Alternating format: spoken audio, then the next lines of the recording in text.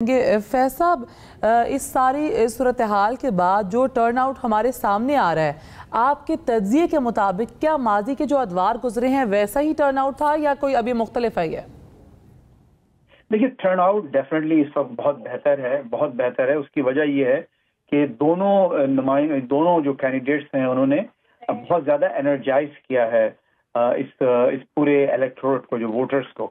تو اس وقت امید یہی کی جا رہی ہے کہ جب فائنل ٹالی آئے گی، جب فائنل کاؤنٹ ہم تک پہنچے گا، تو اس میں یہی سمجھا جائے گا اور دیکھا جائے گا کہ اوور آل جو تقریباً 60% سے زیادہ ووٹ اس میں آپ کو نظر آئے گا، جو کہ ایک بہت ہی شاندار ایک ٹرن آؤٹ ہے. امریکن پریزیڈنشل الیکشنز میں اس قسم کا ٹرن آؤٹ جو ہے وہ ایک آ جانا ایک بڑی بات ہے، اور ظاہر ہے کہ وہ یہ ظاہر کرتا ہے کہ کس طرح سے جو پارٹیسپیشن ہے اور جو انگیجمنٹ ہے ووٹرز کا، وہ آپ کو نظر آئے گا. تو that's a good news for democracy کہ زیادہ سے زیادہ لوگ ووٹ دے رہے ہیں اور اپنی رائے کا اظہار کر رہے ہیں، اور اس الیکشن پہ، اس کروشل الیکشن پر وہ چاہتے ہیں کہ نتائج جو ہیں ان کے لحاظ سے نکلے.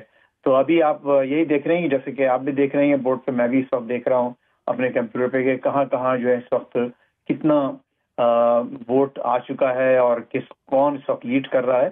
لیکن بہرحال اس وقت کسی بھی لحاظ سے کسی ٹرینڈ کو واضح کرنا ابھی بھی مشکل ہے.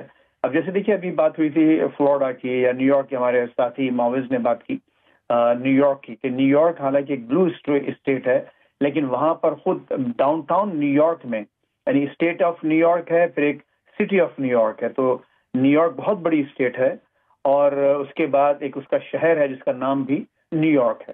تو اگر آپ نیو یارک کے ڈاؤن ٹاؤن میں جاتے ہیں، جو کہ بہت ایک بلو ایریا سمجھا جاتا ہے، وہاں پر بھی لوگ ٹرمپ کو ووٹ دینے کا کہہ رہے ہیں. اس کی وجہ یہ ہے کہ جو انہوں نے جیسے کہ فرمایا کہ امیگریشن کا مسئلہ ہے، امیگرینٹس وہاں آ کے رہ رہے ہیں ایک فری لوڈرز کے طور پر، کوٹ ان کوٹ.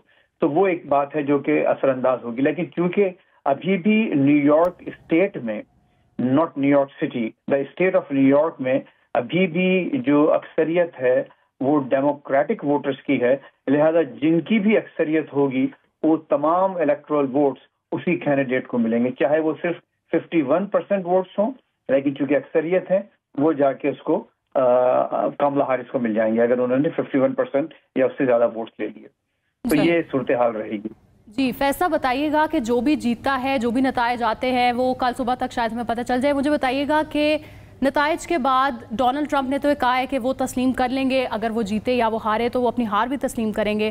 آپ کو کیا لگتا ہے کہ اس دعوے میں کتنی سچائی ہے؟ کیونکہ ہم نے پہلے دیکھا ہے کہ ڈونلڈ ٹرمپ دھاندلی کے الزامات بھی لگاتے رہے ہیں. تو آپ کو کیا لگتا ہے کہ دونوں امیدواروں کی طرف سے کیا وہ جو بھی رزلٹ ہوئے وہ تسلیم کر لیں گے؟